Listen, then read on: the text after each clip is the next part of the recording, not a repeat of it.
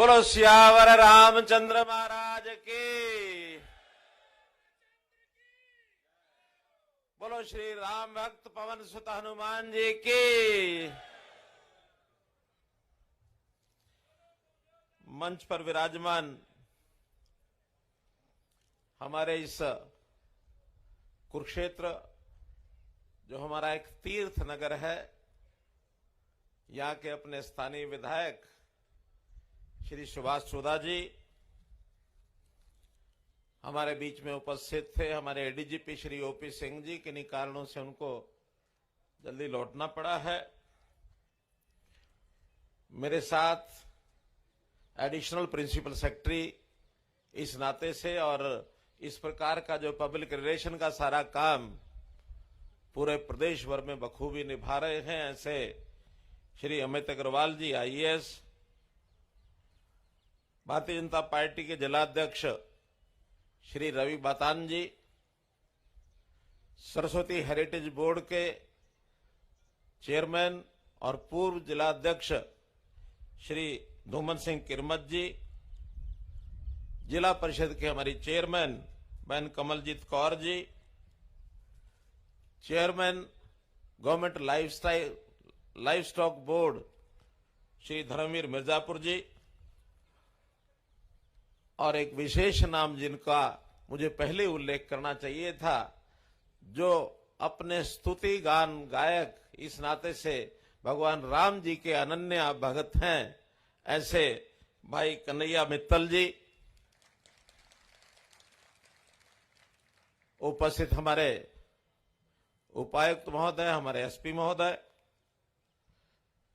सभी अन्य सज्जन वृंद, और जो राम भक्त इस नाते से, चाहे रामलीला कमेटियों में हम पदाधिकारी हों अथवा रामलीला के कलाकार के नाते से अपने अपने प्रकार से इस विधा में अपना योगदान करते हैं, ऐसे सब बंधुओं को मैं आज मुख्यमंत्री के नाते नहीं, बल्कि श्री राम जी के अनन्य भक्त के नाते से आपका अभिनंदन करता हूं, आपका स्वागत करता हूं।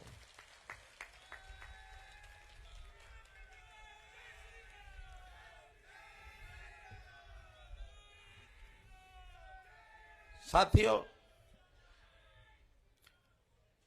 ये राम जी का अपने आप में नाम ही इतना बड़ा है, शब्द है केवल 2 अक्षर का, रा और म। कितनी ताकत है इस शब्द में। हम पूरी जब रामलीला की ये सारी वर्णन सुनते हैं, उसकी कथा कहानी जब हमारे सामने आती है, तो जिस पत्थर के ऊपर रा और मैं लिख दिया जाए, वो पत्थर पानी में डूबता नहीं है, तैरने लग जाता है।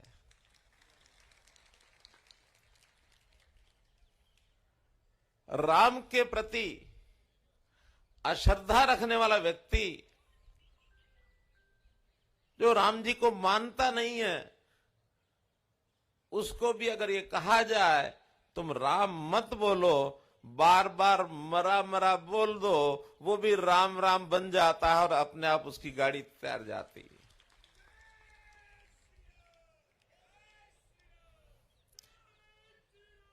ऐसे राम जी के नाम से हम जो प्रदेश भर में नहीं, बल्कि रामलीलाएं तो समुद्र से लेकर हिमालय तक पूरे देश में होती है, न केवल देश में होती बल्कि विदेशों में भी रामलीलाओं का मंचन होता है। आप सभी जो काम कर रहे हैं, मुझे लगता है कि शायद आपको भी कल्पना नहीं होगी कि कितना बड़ा काम ये आप कर रहे हैं। कितना बड़ा ये काम है, बहुत बड़ा काम है।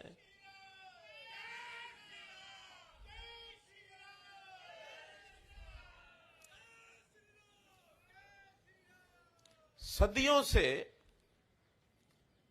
अपने समाज के लोगों को संस्कारित करना, अपनी संस्कृति के साथ जोड़े रखना, उनके जीवन को कैसे सुधारा जाए, उनके जीवन में कोई कमी ना आए, न्यूनता ना आए, बुराई ना आए, कैसे उनको इस प्रकार के व्यसनों से बचाया जाए, इसमें रामलीला की बहुत बड़ी भूमिका है, बहुत बड़ी भूमिका है।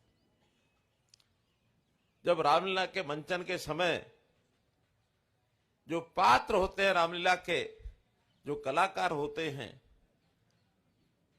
जब वो निकलते हैं किसी यात्रा के माध्यम से अथवा मंच पर पहुंचते हैं, जब उनका पूजन होता है, तो उस समय किसी व्यक्ति के मन में यह नहीं आता है कि इस पात्र का नाम तो राम कुमार है, रमेश कुमार है या कोई और है। वो वास्तव में उस व्यक्ति में उसी चरित्र को देखते हैं जो वो अभिनव करता है। उसके चरणों में झुकता है, उसके आगे नतमस्तक होता है, उसकी भी चरण रज लेकर के माथे पर लगाता है। कितना बड़ा भाव विभोर होकर के समाज में ये विचार चलता है। जब हम टीवी सीरियल महाभारत और रामायण जब चलती देखते थे सड़क के ऊपर, क्योंकि उस समय टीवी बहुत कम होते थे, कहीं कहीं हमको देखने को मिलते थे, किसी ढाबे पर मिल गया, किसी रेस्टोरेंट पर मिल गया, रोड साइड पर चलते हुए भी बसें, सवारियां बसों को रोक देती थी कि आप यहां रोक लो, हमको शुक्रवार के दिन या रविवार के दिन, जिस दिन ये मंचन होता था, हमको रामायण देखने दो, हमको महाभारत का सीरियल देखने दो। घंटा घंटा भर वो रुकी रहती थी बसें। ये बात ठीक है कि नहीं है? तो सामान्य काम नहीं कर रहे, हम बड़ा काम कर रहे हैं। मित्रों, राम जी के जीवन से जो उनके जीवन के आदर्श हैं वो जनता में हम बताते हैं। राम जी के समय में जो जो भूमिकाएं उन्होंने निभाई, चाहे वो पुत्र की निभाई, चाहे पिता की निभाई, चाहे भाई की निभाई, चाहे राजा के निभाई, किसी की भी भूमिका निभाई, उस भूमिका ने उन्होंने जीवन की जो मर्यादाएं होती हैं वो स्थापित की हैं कि एक आदर्श पिता कैसा होना चाहिए, आदर्श पुत्र कैसा होना चाहिए, आदर्श भाई कैसा होना चाहिए, आदर्श पति कैसा होना चाहिए। उन्होंने उस समय मर्यादाएं कायम की हैं। बहुत लोग भगवान माने रामचंद्र जी को भगवान मानते हैं। कुछ लोग कहते हैं कि भगवान के शायद हम गुणों को वर्णन उस प्रकार से नहीं करेंगे, अगर उनको मर्यादा पुरुषोत्तम राम कहेंगे तो उनके गुणों का वर्णन आसानी से हो सकता है।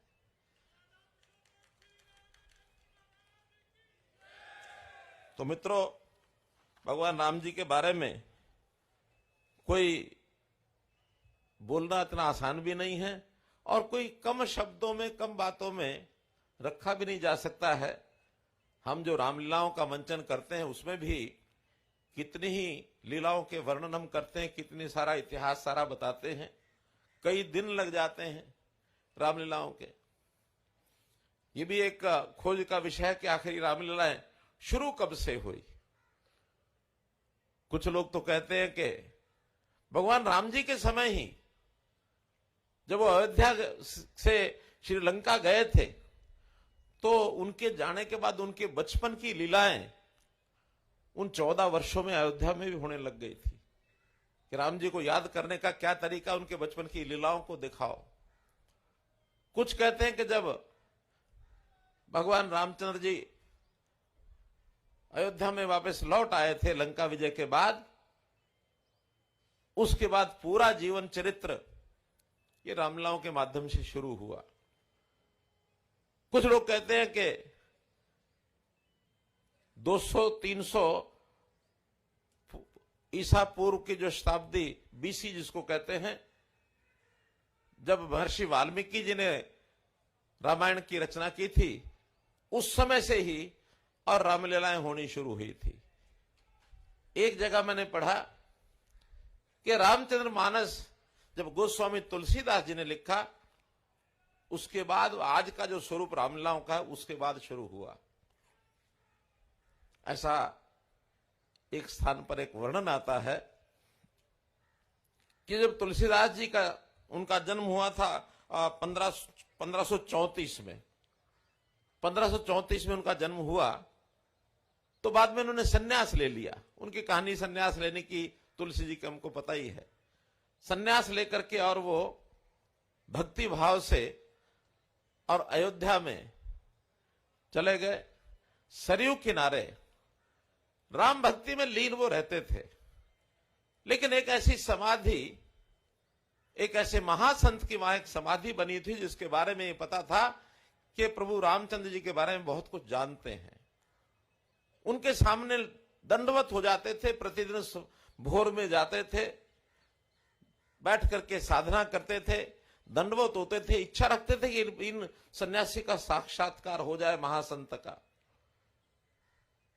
महीनों महीने साधना करने के बाद एक दिन प्रातःकाल ऐसा पता लगा कि वो जो संत थे वो प्रकट हो गए और तुलसीदास जी के पास आकर के बोले कि बेटा तुमने बहुत साधना की है, मैं भी पहचान गया हूं कि तुम्हारे मन में राम भक्ति इतनी ज्यादा है, मैं भी राम भक्तों और समाधि में लगा हूं। अंतर इतना है कि मैं राम भक्त की परंपरा को लेकर के चला आ रहा हूं, यहां तक पहुंचाया मैंने, लेकिन मेरी चिंता है कि राम जी के जीवन को आगे बढ़ाने के लिए उनके जीवन पर कुछ लिखा जाए। मैं लिख नहीं सकता, आप लिख सकते हो, और उनकी लीलाओं को प्रदर्शित किया जाए।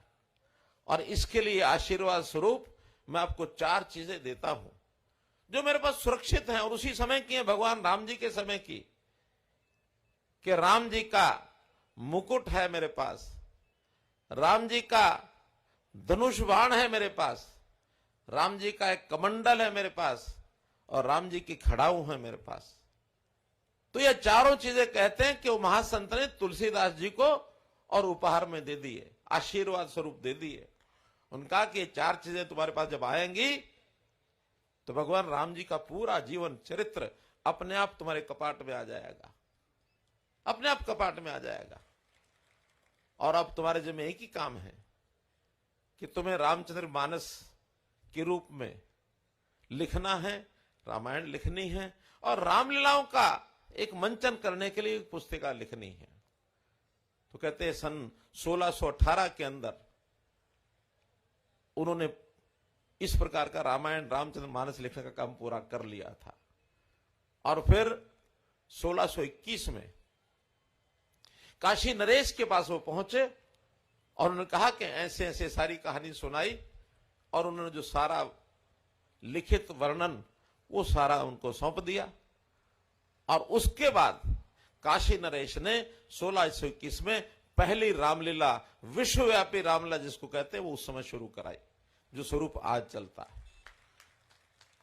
इसके बाद फिर काशी जी में भी शुरू हुई, अयोध्या में शुरू हुई, चित्रकूट में शुरू हुई, उत्तर प्रदेश के शहर शहर में शुरू हुई, और सारे देश में फैलते फैलते अगले 50, 60, 100 साल के अंदर रामलीलाओं का ये विस्तार हो गया।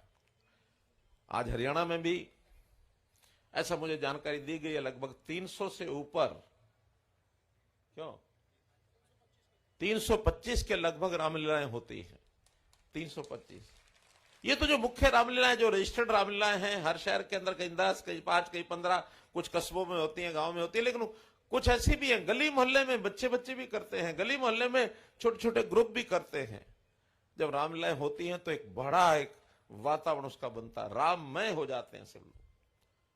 तो इस नाते से जो आप काम कर रहे हैं, हो सकता है इसमें सरकार की ओर से जितना सहयोग होना चाहिए वो ना हो सकता हो, फिर भी जहां कहीं हमारे लोग जाते हैं, आपकी आवश्यकता के हिसाब से, आपकी डिमांड के हिसाब से कुछ ना कुछ योगदान जो करना होता करके आते हैं।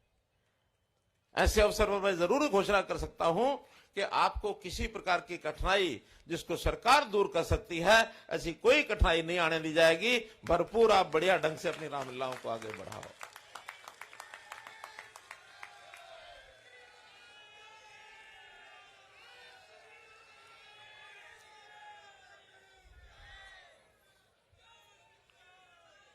इसी के साथ एक दूसरा विषय वो भी सामने रखना है कि आखिर राम जी का ये जीवन अपने देश की जनता के सामने जिस प्रकार आप प्रस्तुत कर रहे हैं, उनके संस्कृति को, उस समय की संस्कृति को बचाया जाने के लिए, लोगों में संस्कार जाने के लिए राम जी के मंदिर जगह जगह स्थापित सारे देश में हुए।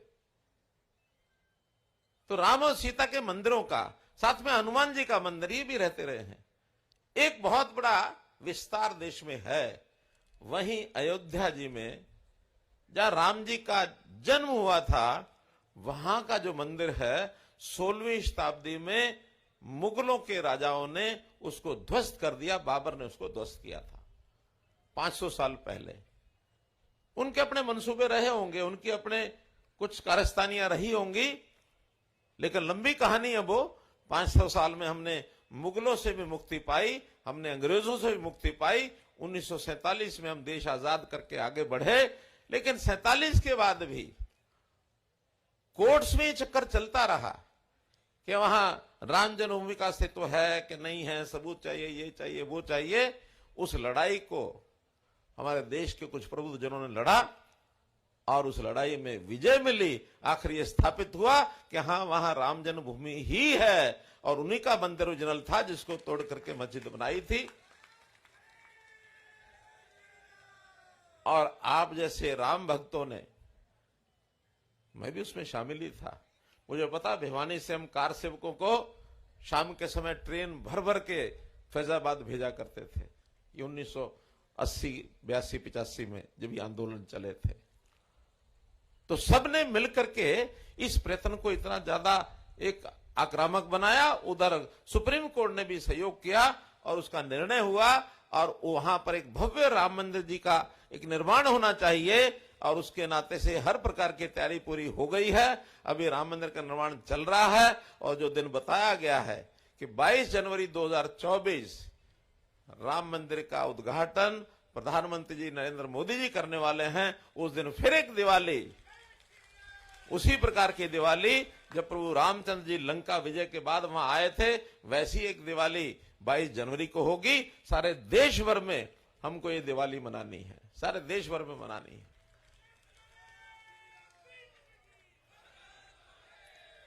और अयोध्या जी में राम मंदिर के दर्शन करने के लिए भी जनता लालायित है।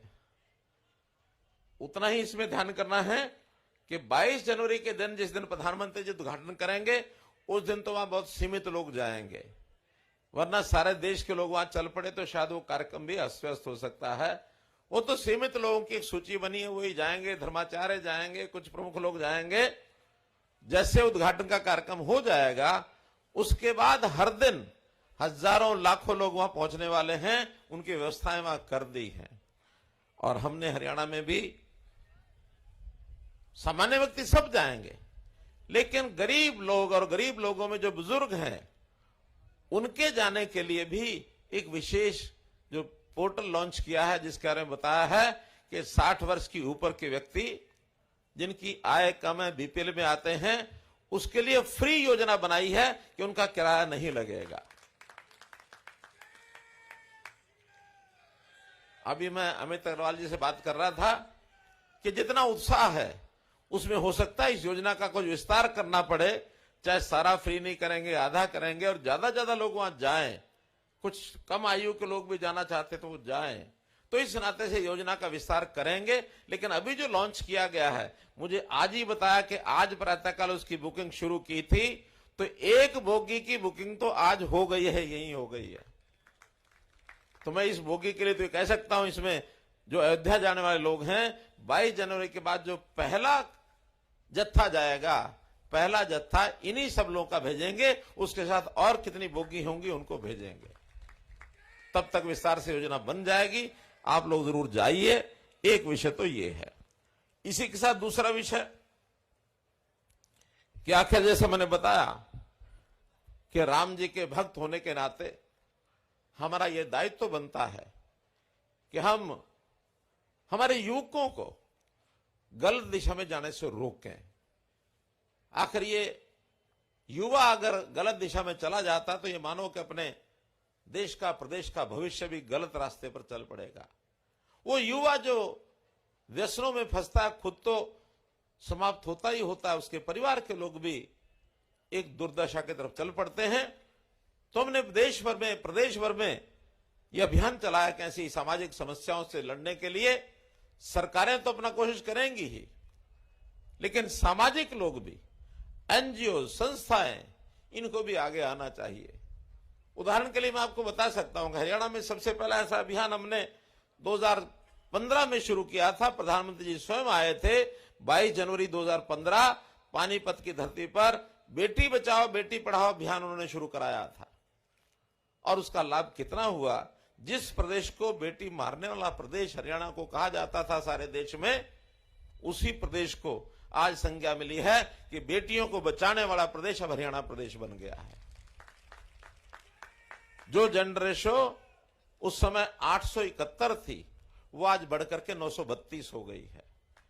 संतुलन जो है वो ठीक हो गया है। अब वो समस्याएं नहीं रही जो पहले कभी कहा जाता था कि हरियाणा की ये समस्या है। वैसे ही ये नशे की समस्या, ये भी अपने पैर फैला रही है। ये भी पहले पंजाब में बहुत ज्यादा दुर्दशा हमारे युवकों की हुई, हमारे बॉर्डर एरिया पर पहले आई। अब तो कहीं कहीं से समाचार हमको मिलते हैं, फरीदाबाद के, हमको करनाल के, हमें यमुनानगर के, वहां के भी समाचार मिलते हैं कि युवकों में ये लत बढ़ती जा रही है। कैसे हमको अपने आप को ठीक करना है? युवकों को जन जागरण के नाते पहले जन जागरण करना है। हमारे जो मंचीय कार्यक्रम होते हैं वहां तो आह्वान करेंगे ही, लेकिन मंचीय कार्यक्रम तो रामलीलाओं के साल में एक बार ही होते हैं।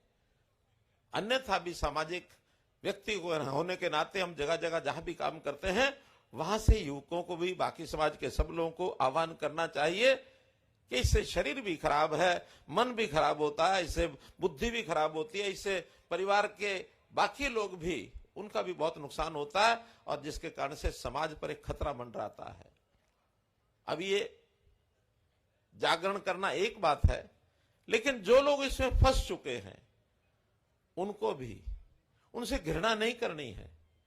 सहानुभूतिपूर्वक किसी भी कारण से गलती कर बैठा है, लेकिन उस व्यक्ति को वापस ला करके मुख्य धारा में लाने के लिए हमने डी एडिक्शन सेंटर, सरकार ने भी, संस्थाओं ने भी ये शुरू किए हैं कि कैसे उस एक क्रम से उस नशे को छोड़े। उसका एक सिस्टम है, डॉक्टर्स लोग उसका ठीक से प्रचार, उसका उपचार भी करते हैं। वो छोड़े और छोड़ने के बाद उसको दोबारा से जिस काम में वो था उस काम के लिए कैसे तैयार किया जाए, परिवार में भी उसका सम्मान बढ़े। अगर उसको कोई आवश्यकता है किसी चीज की, रोजगार की, कुछ और है जिस कारण से निराश होकर तनाव से उसने नशा शुरू किया था, वो भी उसको तनाव दूर करने के लिए भी कुछ उसके साथ सहयोग करना पड़ेगा, ताकि हम उसका रिहेबिलिटेशन, पुनर्स्थापित उसको कर सके।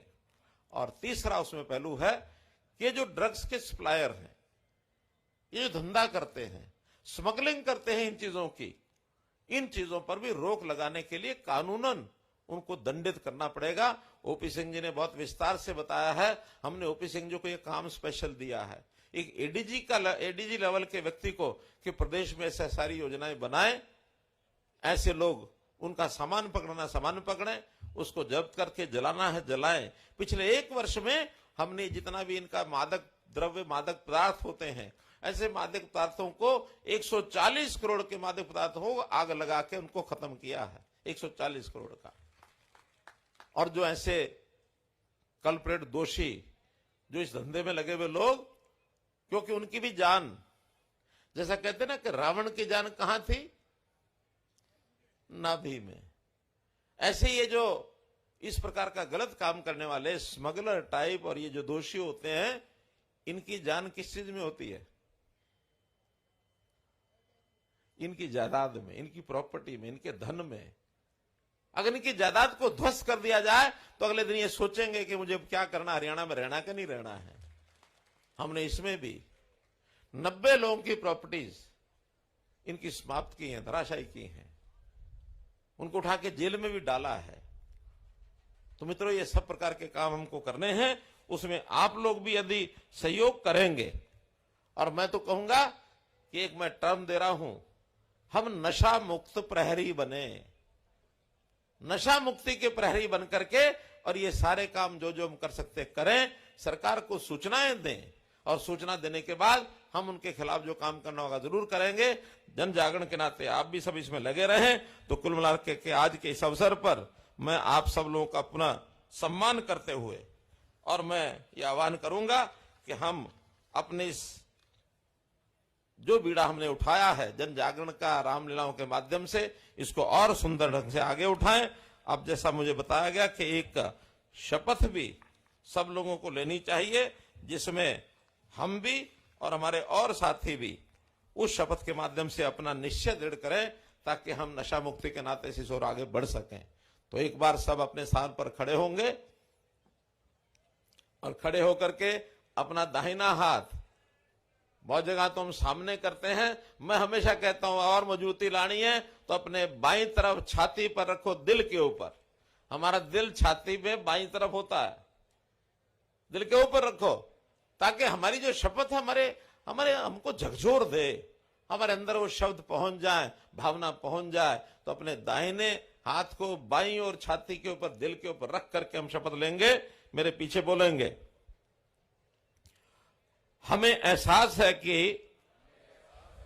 हमारे देश में विशेष रूप से युवाओं के बीच नशीली दवाओं का दुरुपयोग बढ़ता जा रहा है और ये चिंता का विषय है। हम शपथ लेते हैं कि हम नशीली दवाओं के दुरुपयोग की रोकथाम में सहयोग करेंगे। हम ये वचन देते हैं कि किसी भी प्रयोजन के लिए, किसी भी प्रकार के हानिकारक अथवा अवैध पदार्थों का सेवन नहीं करेंगे। हम प्रत्येक व्यक्ति, विशेषतः युवाओं को प्रोत्साहित करते हुए नशीली दवाओं के दुष्प्रभावों के संबंध में जागरूकता पैदा करेंगे, ताकि भारत का युवा वर्ग नशा मुक्त जीवन यापन कर सके